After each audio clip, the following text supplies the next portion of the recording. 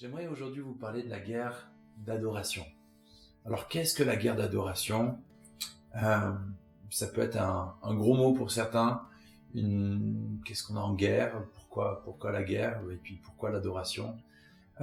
J'aimerais vous expliquer d'où vient cette guerre d'adoration et pourquoi elle est encore très importante de nos jours, pourquoi elle est effective et pourquoi, sans le savoir, consciemment ou inconsciemment, nous avons un rôle et nous jouons un rôle dès aujourd'hui en fait dans cette guerre d'adoration, dans tout ce que nous pouvons faire, dans tout ce que nous pouvons dire et dans tout ce que nous pouvons penser. Donc c'est pour moi très important de vous apporter cet enseignement-là, cette révélation-là et que elle soit pour vous comme un déclic, comme un switch dans votre tête, dans votre compréhension, qui a un renouvellement de la pensée et de l'intelligence alors que vous écoutez ce message parce qu'il peut révolutionner votre vie. J'ai déjà des témoignages de personnes qui ont vécu une révolution en écoutant ce message et en comprenant en fait leur position dans les lieux célestes, dans cette guerre d'adoration. Alors, si on parle de guerre, on va parler forcément de deux armées qui s'affrontent. Parfois, il peut y en avoir plus, parfois rarement moins. Mais en tout cas, il y a une bataille qui fait rage entre deux parties. Ces deux parties, le bien, le mal, Jésus, Satan, Adonai, Lucifer, c'est une guerre qui se fait depuis avant même la création. La parole nous en parle très bien et on va lire maintenant quelques versets de la Bible qui vont nous parler de Lucifer avant sa chute et Lucifer dans sa chute. On va consacrer juste quelques instants où on parlera de Lucifer, mais rassurez-vous, après nous allons parler du royaume et nous allons parler de cette guerre et comment on peut se positionner. Mais je trouve que c'est important de positionner les choses et que nous puissions comprendre qui il est, qui il était, afin que nous puissions comprendre pourquoi c'est une guerre d'adoration. Allez, lisons ensemble. Dans Ésaïe chapitre 14, versets 12 à 15, il est écrit: te voilà tombé du ciel, astre brillant, fils de l'aurore. Tu es abattu à terre, toi, le vainqueur des nations. Tu disais en ton cœur, je monterai au ciel. J'élèverai mon trône au-dessus des étoiles de Dieu. Je m'assiérai sur la montagne de l'assemblée, à l'extrémité du septentrion. Je monterai sur les hauteurs des nues. Je serai semblable au Très-Haut, mais tu as été précipité dans le séjour des morts, dans les profondeurs de la fosse. Ézéchiel, chapitre 28, versets 12 à 17, il est écrit: fils de l'homme, prononce une complainte sur le roi de Tyr, et tu lui diras: ainsi parle le Seigneur l'Éternel. Tu mettais le sceau à la perfection, tu étais plein de sagesse et parfait en beauté. Tu étais en Éden, le jardin de Dieu. Tu étais couvert de toutes sortes de pierres précieuses. Ta conduite a été sans tache dès le jour où tu as été créé, jusqu'à celui où l'iniquité a été trouvée chez toi. Ton cœur s'est élevé à cause de ta beauté, tu as corrompu ta sagesse par ton éclat, je te jette par terre, je te livre en spectacle au roi. Et enfin dans Apocalypse chapitre 12, versets 7 à 9, il est écrit: il y eut une guerre dans le ciel. Michel et ses anges combattirent contre le dragon. Le dragon et ses anges combattirent aussi, mais ils ne furent pas les plus forts, et leur place ne fut plus trouvée dans le ciel. Le grand dragon, le serpent ancien appelé le diable et Satan, celui qui séduit toute la terre, fut précipité sur la terre, et ses anges furent précipités avec lui.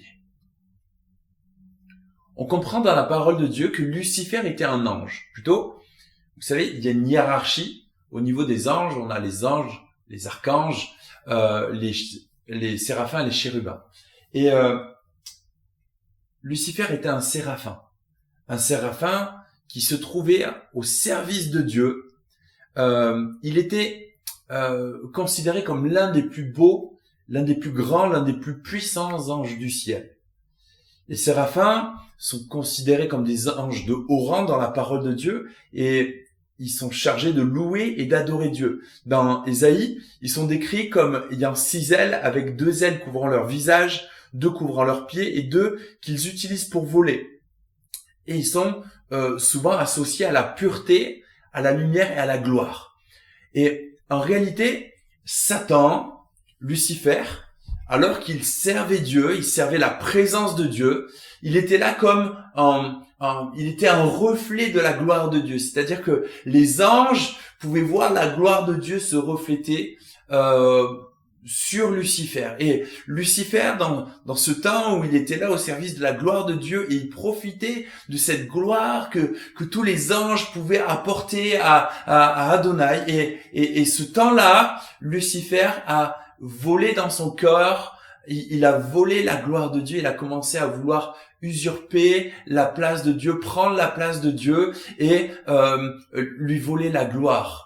Un autre passage, il est dit, tu étais là dans ton commerce, tu as essayé de commercer contre Dieu et il a amené un tiers des anges avec lui à le suivre pour créer une révolte contre Dieu et pour s'emparer de la gloire de Dieu. Parce que ce qu'il désirait le plus, ce qu'il chérissait le plus, c'était pas conquérir du territoire, c'était pas voler tous les autres anges, c'était pas détruire quelque chose, mais c'était prendre la gloire à Dieu.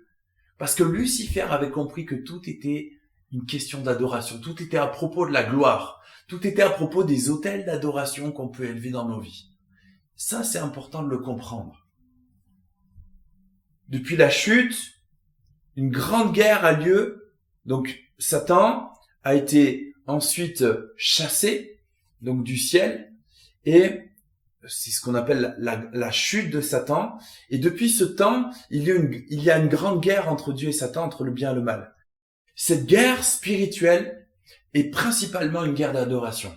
Et chaque jour, nous prenons part, consciemment ou inconsciemment, mais nous prenons part dans notre quotidien en alimentant la gloire de Dieu ou en alimentant la gloire à Satan. Dans tout ce que nous faisons, dans tout ce que nous disons et dans tout ce que nous pensons, nous donnons la gloire à Dieu ou nous donnons la gloire à Satan ou à l'un de ses généraux ou à l'un de ses principaux démons. Comprenons bien ceci. Aujourd'hui, mon message ne porte pas sur le péché ni sur le salut. Je suis pas en train de dire que si vous péchez, vous perdez votre salut ou il y a une quelconque incidence sur votre salut. Je crois que si vous êtes en Jésus, la Bible dit il n'y a plus de condamnation pour ceux qui sont en Jésus-Christ. Et si tu te repens, si tu confesses tes péchés, la Bible dit que Dieu est juste et fidèle pour te pardonner. Donc, je reviens pas sur ce principe-là. Ce que je suis en train de vous dire, c'est que malgré cela, même si vous êtes sauvé en Jésus, même si tu as donné ton cœur à Jésus et que tu as été purifié, tu as été lavé, mais il n'en demeure pas moins que ton péché a des conséquences. Le péché que tu es en train de commettre, la décision que tu as prise, les pensées mauvaises que tu alimentes dans ton cœur ont des conséquences spirituelles terribles. Et ces conséquences spirituelles ont un impact direct avec le deuxième ciel, avec cet endroit où il y a une guerre spirituelle dans les lieux célestes entre le royaume de Dieu et le royaume de Satan. Comprends bien ceci. Ce que tu regardes, ce que tu écoutes, ce que tu penses, ce que tu fais, ce que tu dis, a des incidences directes sur cette grande guerre spirituelle. Et c'est pour ça qu'il est fondamental que tu comprennes ce message afin de te positionner correctement. Nous devons comprendre que dans le ciel, il y a cette grande bataille et que cette grande bataille dépasse notre petite personne. C'est pas à propos de nous. C'est pas à propos de notre salut, c'est pas à propos de notre éternité. Bien que il pourrait y avoir des incidences, mais le message aujourd'hui, c'est de comprendre que tout ce que je vais faire dans mon quotidien va impacter directement, va avoir une contribution importante dans cette guerre qui se passe dans les lieux célestes. Ok, juste, je repositionne une chose qui est importante de comprendre, c'est qu'il y a 3 ciels. Le premier ciel, c'est la terre qui a été créée où nous vivons d'une manière charnelle, d'une manière terrestre, où nous avons un corps qui peut habiter et avoir une incidence sur la terre. Mais aussi, ce que nous faisons sur la terre a directement une incidence dans le deuxième ciel. Ce deuxième ciel est ce lieu où il y a un grand combat entre l'armée de Dieu et l'armée du diable. Et enfin, il y a le troisième ciel qui est la demeure de Dieu. Comprenons ceci. Parfois, notre esprit a du mal à comprendre parce que nous avons un cerveau tellement limité par rapport à la grandeur de Dieu, tellement limité par rapport à qui est Dieu et comment est constitué le ciel et nous-mêmes, nous sommes corps, âme et esprit, plutôt, dirais-je, nous sommes esprit qui possédons une âme et qui vivons dans une enveloppe charnelle qui est notre corps. Et même cette dimension-là, nous avons du mal à la comprendre. Alors, comprendre qui est Dieu et comprendre les différents cieux, etc. C'est des choses que nous avons peut-être du mal à comprendre. Mais ce qui est important que tu puisses saisir aujourd'hui, c'est que tout ce que tu vas faire sur la terre va aussi avoir une incidence dans les lieux célestes.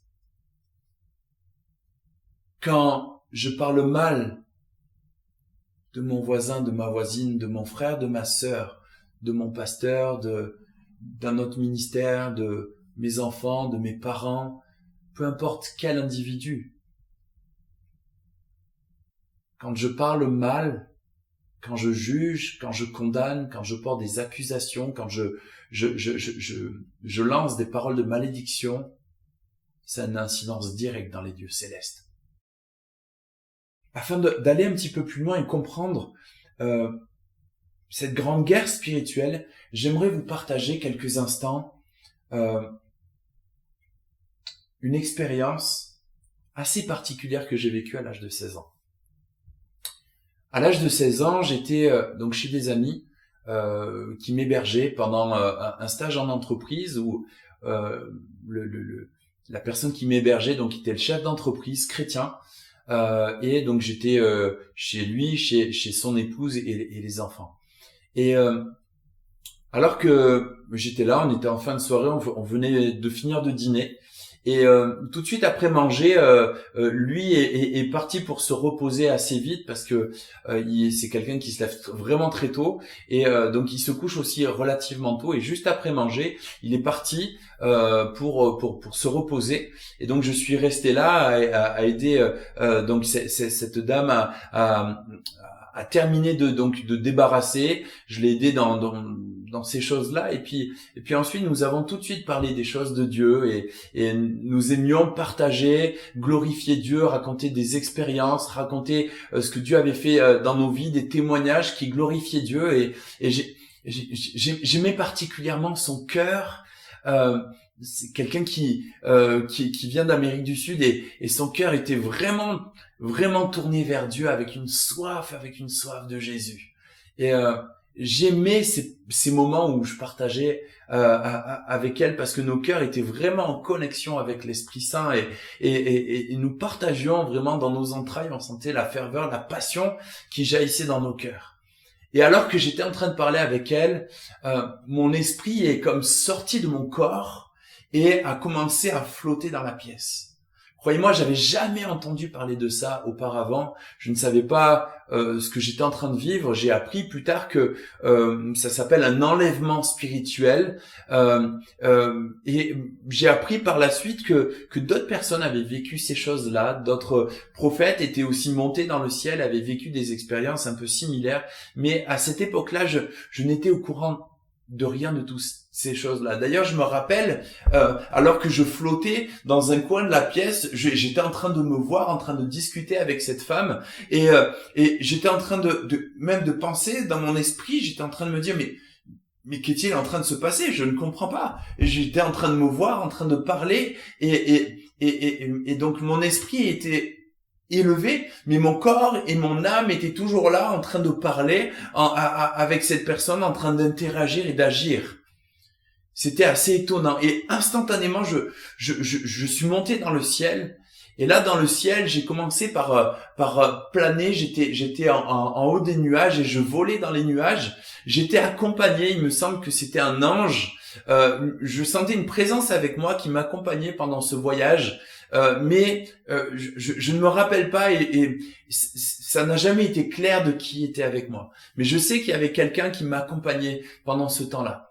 Et je descendais, j'étais en train de descendre Donc j'étais dans les nuages et je commence à descendre et puis je commence à apercevoir la terre. Donc j'étais certainement comme un saut en parachute. Je n'ai jamais vécu cette expérience, mais de ce que j'ai pu voir sur des vidéos, c'était un peu similaire à cela où je volais et je descendais, et plus je descendais et plus j'arrivais à maintenir donc ma descente. Et puis je voyais, il y avait un immense plateau et comme deux collines sur les côtés, et je voyais comme une grande foule au centre du plateau, et de loin je n'arrivais pas à percevoir, à déterminer ce qui se passait. Donc je me rapprochais encore et encore et encore jusqu'à ce que j'arrive à discerner, et quand j'arrive à discerner, je m'aperçois que en réalité j'étais face à une grande guerre, une grande bataille épique avec des chevaliers qui étaient en train de guerroyer, et c'était une période de ma vie où j'aime particulièrement ça, et je reste assez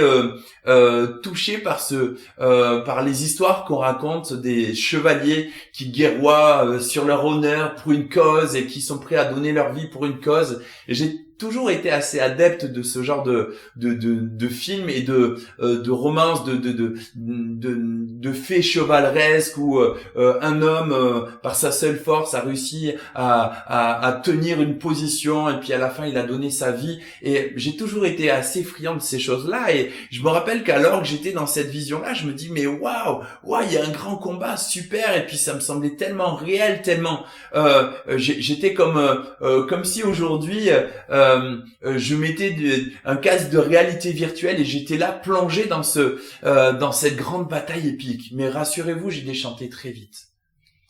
Pourquoi j'ai déchanté? Tout simplement parce que je voyais que la force du combat, la réalité des coups, le sang qui jaillissait, les blessures, les membres qui étaient arrachés, je me rappelais à quel point cette vision était atroce, était tellement dure, et j'étais là touché dans mes entrailles et j'avais du mal à regarder ce qui se passait, alors que j'étais quelqu'un qui était friand de films sanglants. Mais là, j'avais vraiment du mal parce que la réalité de ce combat était vraiment terrible. Et je regardais et je voyais que ça tombait de toutes parts.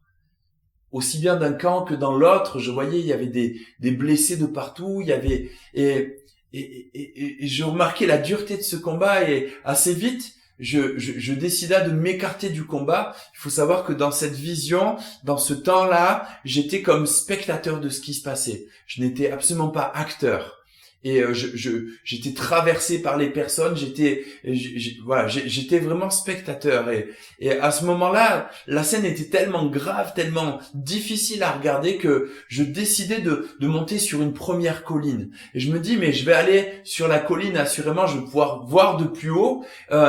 Et j'étais convaincu qu'il y avait un campement et que sur ces deux collines, d'une manière stratégique, les généraux auraient plutôt intérêt à mettre le campement de la direction de ceux qui gouvernent, de ceux qui dirigent, de ceux qui donnent les ordres aux armées pour pouvoir avoir un aperçu plus global et pouvoir prendre des décisions. Instinctivement, j'ai pensé cela et je suis monté sur une colline, et alors que je m'avançais, alors que je montais, je m'aperçus que la terre devenait de plus en plus désolée.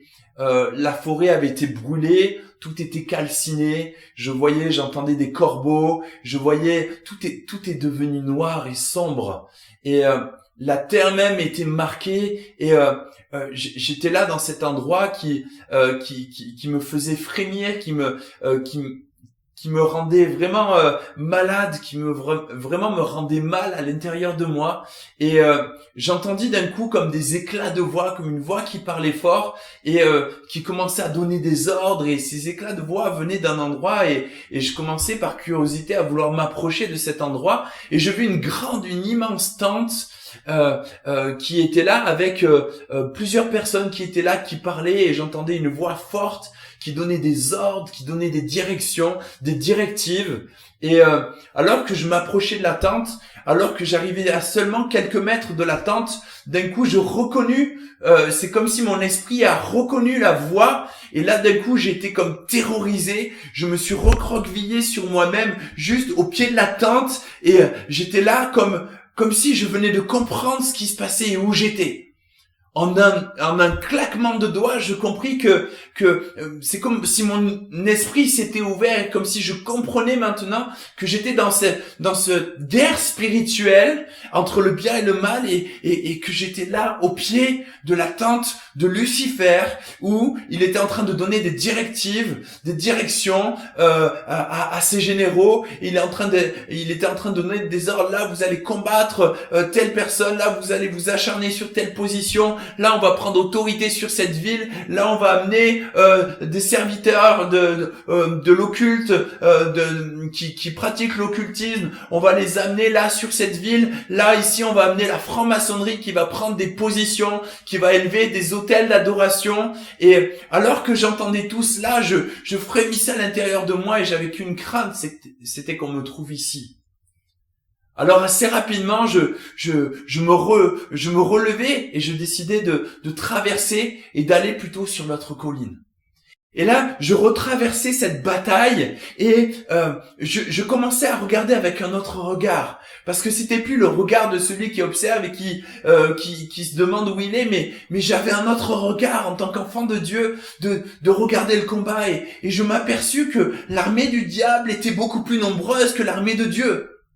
Et là, je m'aperçus que Jésus était au cœur même, il était au cœur de la bataille sur un cheval blanc, et il était là en train d'essayer d'enlever tous les démons qui essayaient de le faire tomber.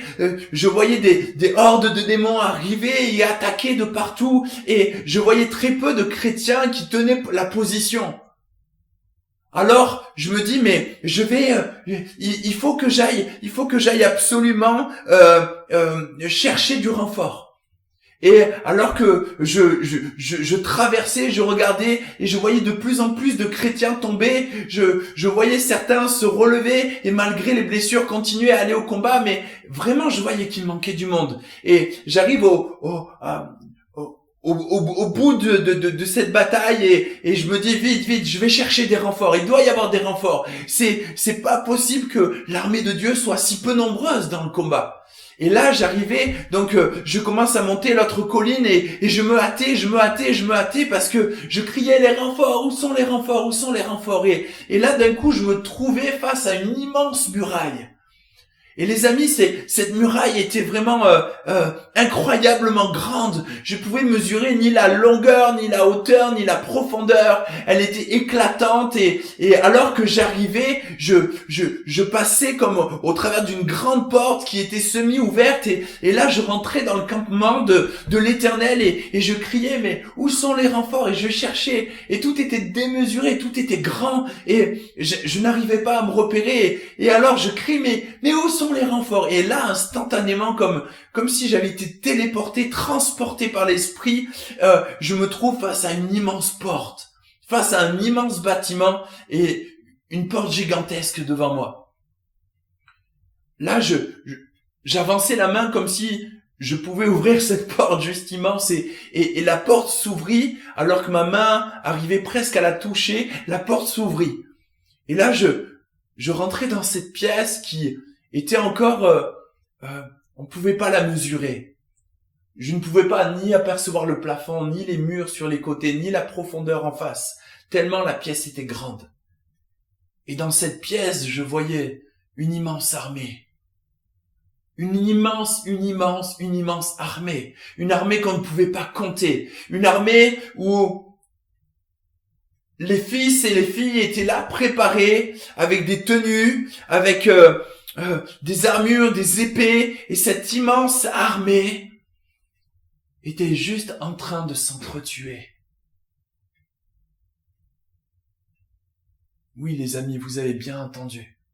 Quand je suis rentré dans cette pièce, il y avait cette armée qui portait la même bannière, qui portait les mêmes couleurs, qui portait l'étendard de Jésus, qui était en train de s'entretuer les uns avec les autres.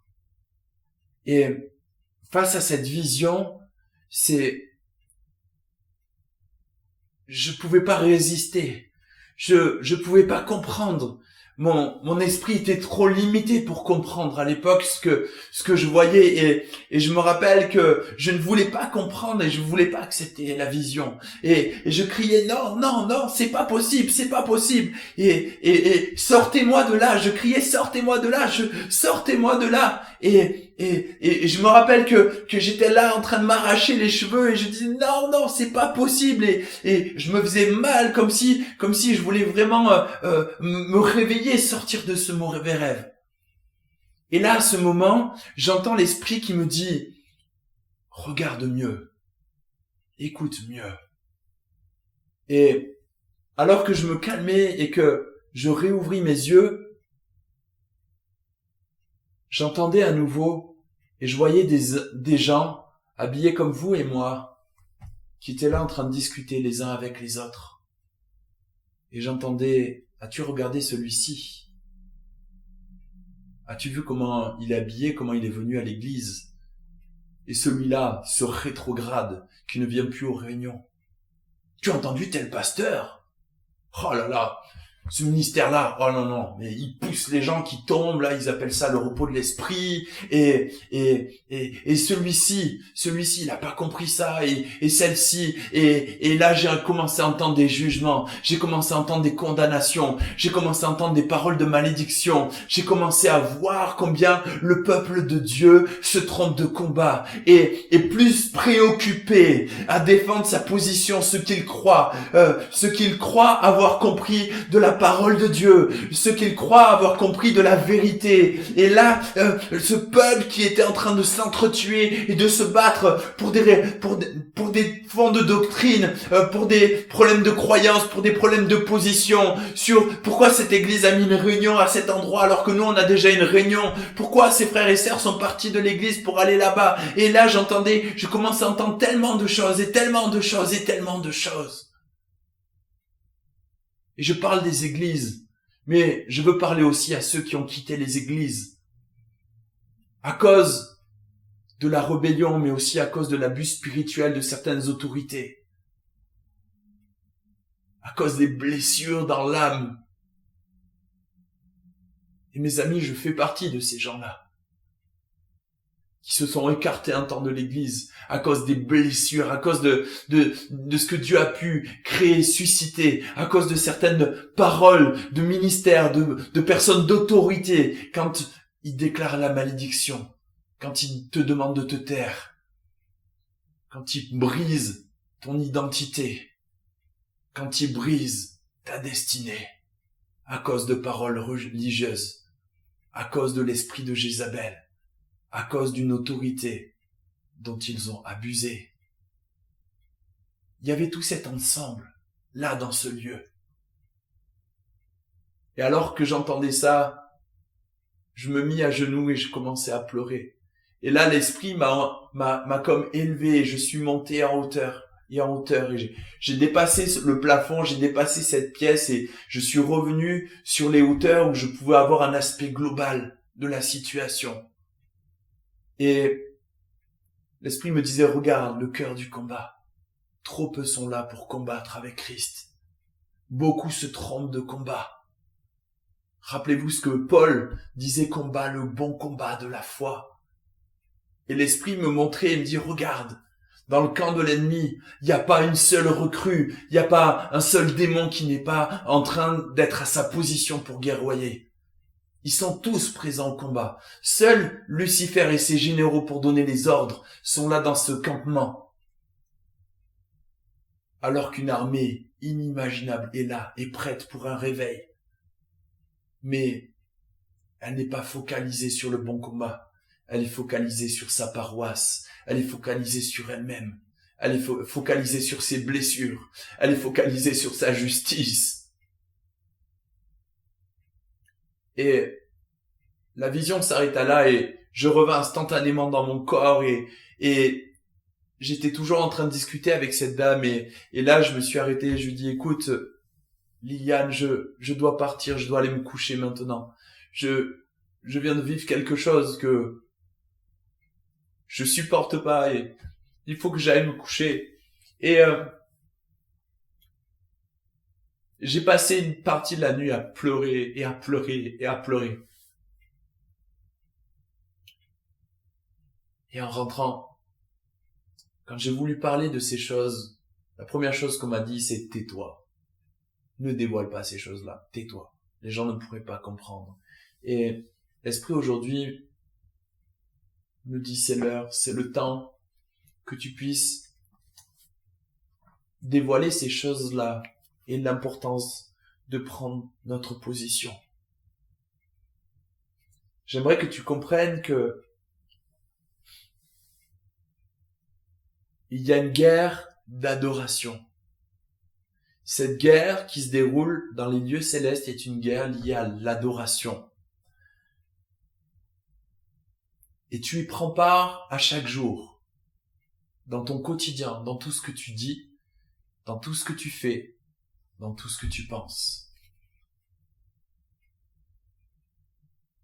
En rendant gloire à Dieu, l'adoration libère la présence de Dieu. J'aime tellement parler de ça. C'est un message que j'appelle le plan initial de Dieu. Quand Dieu créa l'homme et la femme, c'était pour passer du temps avec eux en Éden. C'était pour les rencontrer. D'ailleurs, ce fameux soir où Adam et Ève ont péché, Dieu vient la rencontrer le soir. Et quand on lit dans la parole, ce que je comprends, c'est que Dieu avait l'habitude d'aller à la rencontre d'Adam et Ève et de passer du temps avec eux et de parler avec eux. Mais cette fois-là, ils se sont cachés à cause de leur nudité. Il leur dit, mais qui t'a dit que tu es nu? Et le cœur du Père, le cœur de Dieu, est de passer du temps avec ses enfants. Mais à cause du péché, nous avons été séparés non pas de l'amour de Dieu, parce que rien ne nous sépare de l'amour de Dieu, mais nous avons été séparés de la présence de Dieu. C'est pour ça que Dieu, par la suite, quand il fait alliance à nouveau avec les hommes au travers d'Abraham, il conclut une alliance avec eux. Et au travers de Moïse, il donne le moyen de pouvoir vivre à nouveau la présence de Dieu dans le tabernacle premièrement et ensuite dans le temple. Un endroit consacré à sa présence dans la sainteté, dans la pureté, avec une tribu consacrée à son service, avec des sacrifices d'animaux, d'êtres qui n'avaient commis aucune tâche, qui devenaient victimes expiatoires pour purifier le peuple hébreu de ses péchés. Une fois que ceci était fait, alors la présence de Dieu pouvait demeurer. Et cette présence qui se manifestait, vous savez, dans l'Exode, quand on lit dans toute la traversée du désert, cette présence se manifestait sous la forme d'une nuée ou d'une colonne de feu. Et la présence de Dieu même se manifestait là, devant les hommes. Et cette présence-là, c'est ce que Dieu a toujours voulu. Mais pour manifester cette présence, nous devons le faire au travers de l'adoration. Et aujourd'hui, en Jésus, l'alliance a été renouvelée en Jésus. Et Jésus est devenu ce sacrifice ultime qui est venu remplacer tous les autres sacrifices d'animaux afin que nous ayons un accès illimité à la présence de Dieu, afin que nous ayons un accès illimité auprès du Père. Jésus dit, je suis le chemin, la vérité et la vie. Nul ne vient au Père que par moi. Et aujourd'hui, en tant que fils et filles de Dieu, nous avons un accès auprès du Père au travers de l'adoration. Au travers de l'adoration, nous faisons vivre le royaume ici sur terre. Quand je loue Dieu dans ma maison, quand j'amène l'adoration dans ma maison, alors dans ma maison, le royaume prend place et commence à toucher mon quartier, commence à toucher mes voisins, commence à toucher tous ceux qui sont autour de moi. Mes amis, c'est à propos d'une guerre d'adoration. Et Dieu recherche particulièrement l'adoration. D'ailleurs, il dira dans Exode chapitre 20, verset 3, « Tu n'auras pas d'autre Dieu devant ma face. » Ésaïe 42, verset 8, « Je suis l'Éternel, c'est là mon nom, et je ne donnerai ma gloire à aucun autre, ni mon honneur aux idoles. » 1 Corinthiens chapitre 6, verset 20, « Car vous avez été rachetés à grand prix. Glorifiez donc Dieu dans votre corps et dans votre esprit qui appartiennent à Dieu. » 1 Pierre chapitre 4 verset 11, si quelqu'un parle, que ce soit comme annonçant des oracles de Dieu, si quelqu'un remplit un ministère, qu'il le remplisse selon la force que Dieu communique, afin qu'en toute chose Dieu soit glorifié par Jésus-Christ, à qui lui appartienne la gloire, à qui appartiennent la gloire et la puissance au siècle des siècles. Amen. Encore Apocalypse chapitre 4 verset 11. Tu es digne, notre Seigneur et notre Dieu, de recevoir la gloire, l'honneur et la puissance, car tu as créé toutes choses, et c'est par ta volonté qu'elles existent et qu'elles ont été créées. Et enfin, 1 Corinthiens chapitre 10 verset 31. Soit donc que vous mangiez, soit que vous buviez, ou quelque autre chose que vous fassiez, faites tout pour la gloire de Dieu. Mes amis, nous devons tout faire pour la gloire de Dieu. Et j'aimerais te dire que tout ce que tu vas faire, tout ce que tu vas dire et tout ce que tu vas penser va donner soit la gloire à Dieu, soit la gloire à Satan. Et cette adoration va directement impacter ce qui se passe dans les lieux célestes. Comment pouvons-nous rendre gloire à Dieu dans nos actions? Simplement en consacrant du temps pour Dieu. Quand on démarre la journée, par nos pensées, mais déjà par nos actions,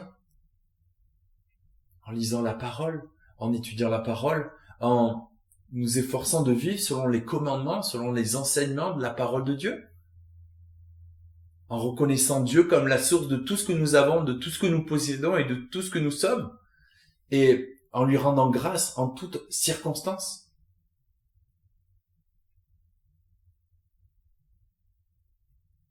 Et nous pouvons aussi rendre gloire à Lucifer. Quand je regarde une série Netflix qui n'est pas la gloire de Dieu, quand je regarde un film extrêmement violent, ou aujourd'hui vous avez tellement de films à caractère pornographique, à caractère sexuel, quand ces films-là m'attirent, quand ces choses-là m'attirent, à qui je rends la gloire? Quand je passe beaucoup plus de temps dans ma journée, à mon travail, à travailler, et que je suis pas capable de prendre du temps avec ma famille, quand je suis pas capable de prendre du temps avec mon Dieu, à qui je donne la gloire? Dans mon organisation, dans mon emploi du temps, dans tout ce que je vais faire, dans ma manière de manger, dans ma manière de m'habiller, dans absolument tout, dans absolument tout. Dans nos paroles, nous sommes tellement promptes à dire du mal, à dire des vulgarités, des grossièretés, à juger, à critiquer. Parfois à nous critiquer nous-mêmes, parfois à nous maudire nous-mêmes. Oh, je suis vraiment trop nul. Je sers vraiment à rien, j'y arriverai jamais. Toutes ces paroles de malédiction que nous prononçons, nous servons quel autel d'adoration quand nous prononçons de telles paroles? Puissions-nous être vigilants sur la manière dont nous parlons, et au contraire, utilisons notre bouche, sanctifions notre bouche et utilisons-la pour partager la parole de Dieu, pour raconter des témoignages, des choses fortes que l'Éternel a fait dans nos vies, pour simplement le louer, l'adorer, le remercier en tout temps, en toute occasion. La Bible dit, faites monter des actions de grâce continuellement.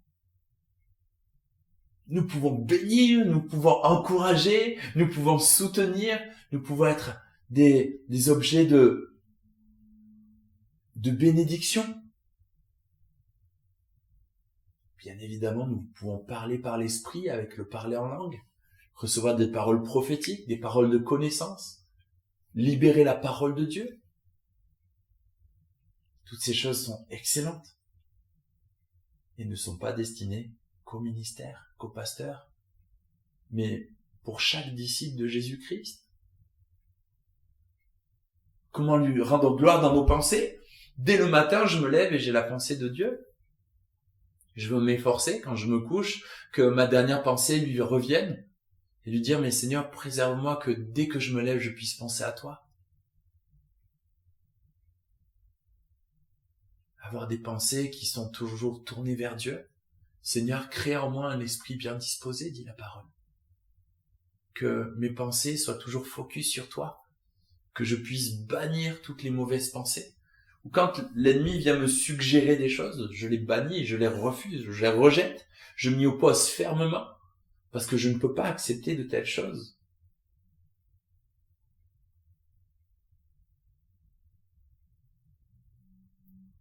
J'aimerais qu'on puisse parler quelques instants des autels d'adoration.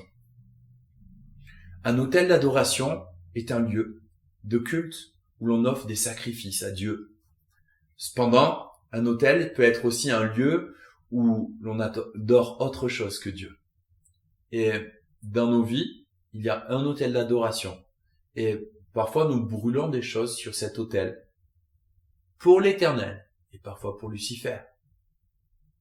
Et je veux juste vous rappeler dans Lévitique, chapitre 9 ou 10, les deux fils d'Aaron ont commencé à porter un feu étranger sur l'autel. Ils ont été brûlés. Parce qu'on ne peut pas apporter un feu étranger sur l'autel. Et malheureusement, nous le faisons tellement de fois. J'aimerais juste vous donner quelques exemples d'autels d'adoration. Dans ta vie, tu peux avoir comme autel d'adoration, j'ai parlé du travail tout à l'heure, en mettant en avant ta carrière, en mettant en avant ta réussite, ton confort personnel. Ça peut être une adoration de recevoir la gloire, d'avoir une carrière qui est vraiment exemplaire. Et pourtant, je crois, vous savez, sur le principe que Dieu donne sa faveur, comme Joseph a reçu la faveur. Et il a été mis à part pour être à la tête du pays d'Égypte et pour pouvoir sauver Israël. Je crois en la faveur de Dieu. Je crois en la réussite professionnelle. Je crois que nous devons prendre notre place en tant que fils et filles de Dieu afin de faire vivre le royaume. Nous avons des positions à tenir. Mais quand le poste prend toute la place, quand la carrière prend toute la place, quand la position, quand les responsabilités prennent plus de place que l'Éternel, cela devient un autel d'adoration.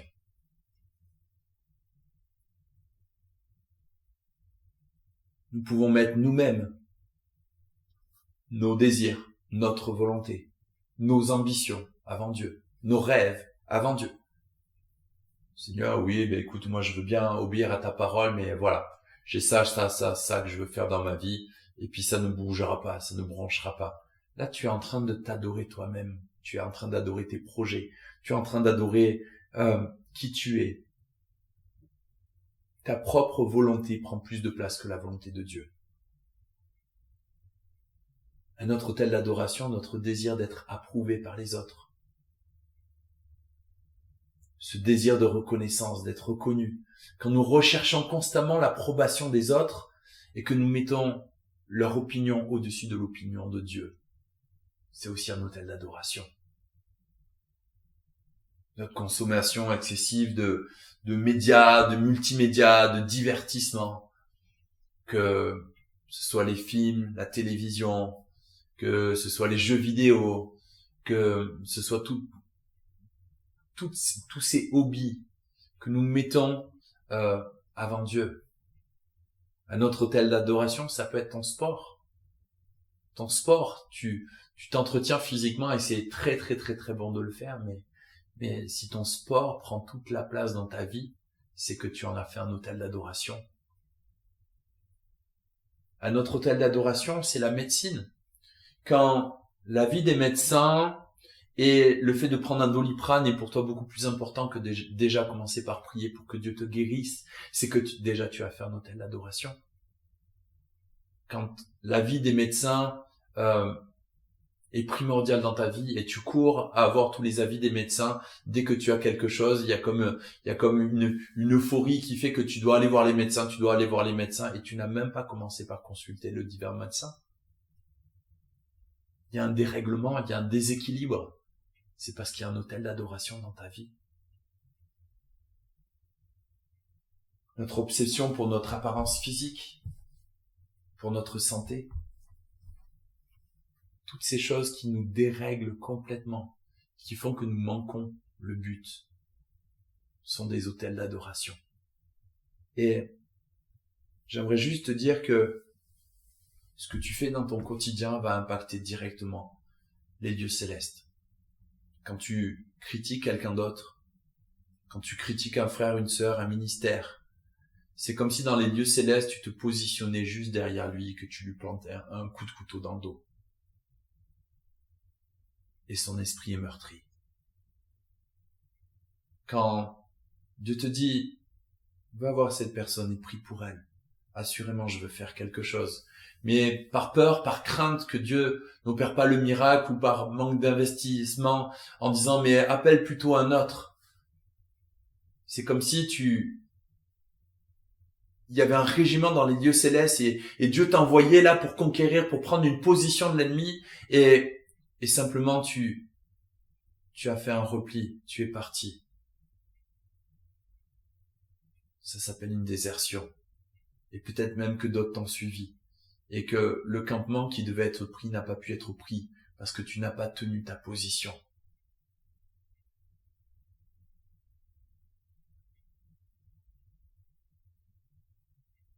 Quand tu fais confiance au hasard, à la superstition, à la magie, à l'occultisme, c'est comme si tu te positionnais face à l'armée de Dieu, avec des magiciens autour de toi, qui pratiquent l'occulte, et qui envoient des malédictions, qui envoient de la sorcellerie, qui combat avec des armes spirituelles contre l'armée de Dieu.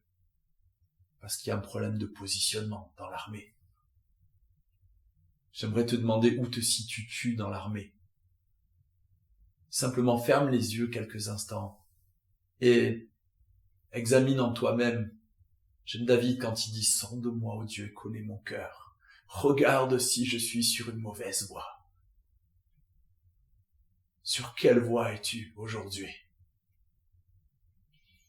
Fais-tu partie de cette armée qui combat contre l'armée de Dieu? Fais-tu partie de cette armée dans cette pièce qui se combat elle-même, qui mène d'autres combats que ceux de Dieu? Ou fais-tu partie de cette armée qui est là au pied de Jésus et qui est en train de se lever et qui est en train de se relever?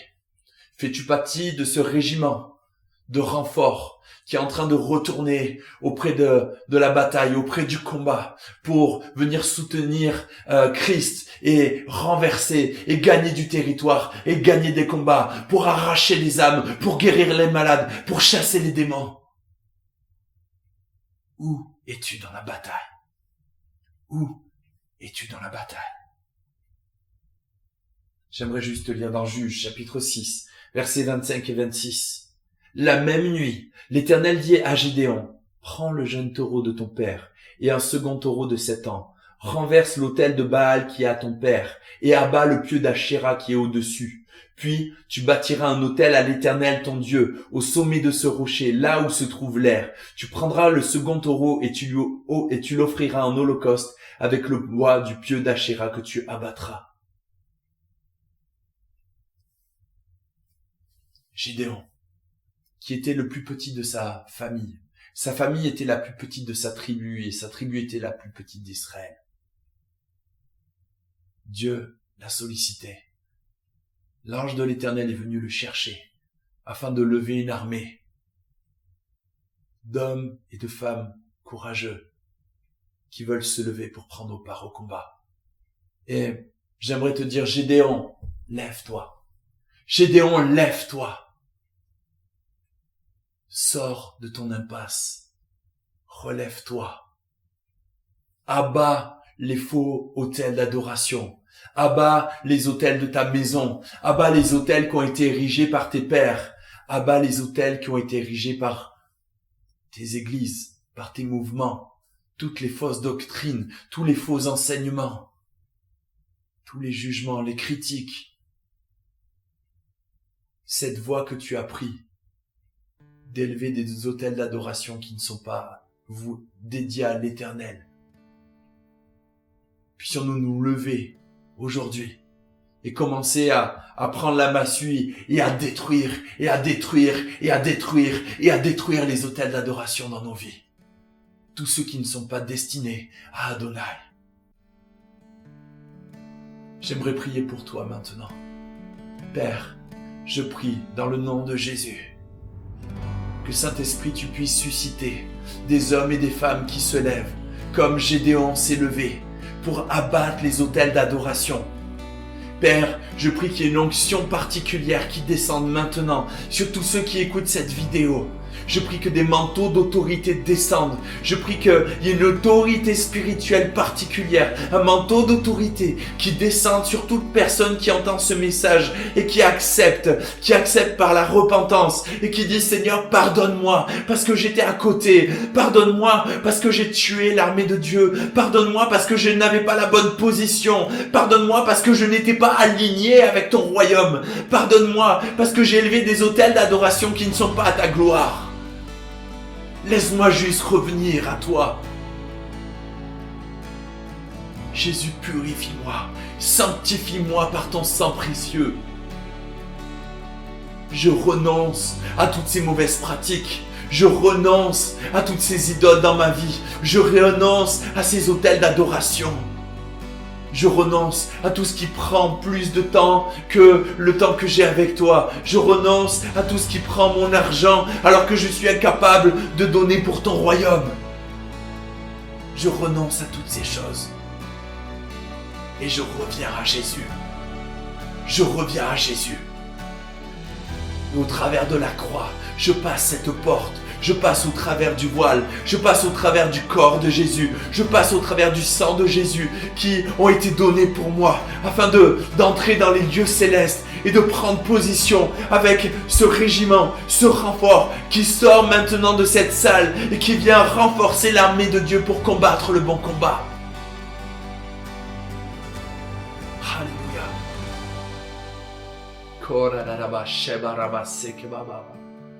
Prenons juste encore un instant de recueillement.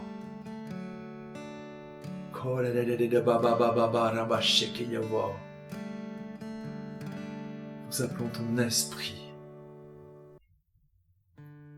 C'est ton esprit qui convainc. C'est toi, Jésus, qui sauve. Et c'est toi seul, Dieu, qui juge. Puissions-nous revenir de nos positions afin de nous positionner pour cette guerre d'adoration. Cette guerre qui fait rage et qui demande qu'une seule chose, c'est notre adoration. Prenons des décisions radicales, les amis. Prenons des décisions radicales dans nos vies. Écartons-nous de tout ce qui nous éloigne de Dieu. Revenons au premier amour. Revenons au cœur du combat. Je prie particulièrement pour toutes celles et ceux qui sont fatigués, pour toutes celles et ceux qui ont été blessés, pour toutes celles et ceux qui n'en peuvent plus et qui disent: mais j'ai plus la force de combattre, j'ai plus la force de lever mon bras, j'ai tellement souffert et je suis en charpie et je ne sers plus à rien dans ce combat. J'aimerais juste que tu puisses te relever. Et je prie que l'Éternel te guérisse maintenant. J'ai pris que l'Éternel te guérisse. Et comme Gédéon, qui n'en pouvait plus, qui vivait sous occupation, qui n'avait rien. Il était le plus petit de sa tribu, de sa famille était la plus petite de sa tribu. Et sa tribu la plus petite d'Israël. Et c'est lui que l'Éternel a été chercher. Il y a une sélection très particulière parmi les guerriers qui ont accompagné Gédéon. C'était pas les plus vaillants, c'était pas les plus forts, mais ceux que l'Éternel avait choisis. Et toi qui écoutes cette vidéo, j'aimerais te dire de la part de l'Éternel: je t'ai choisi.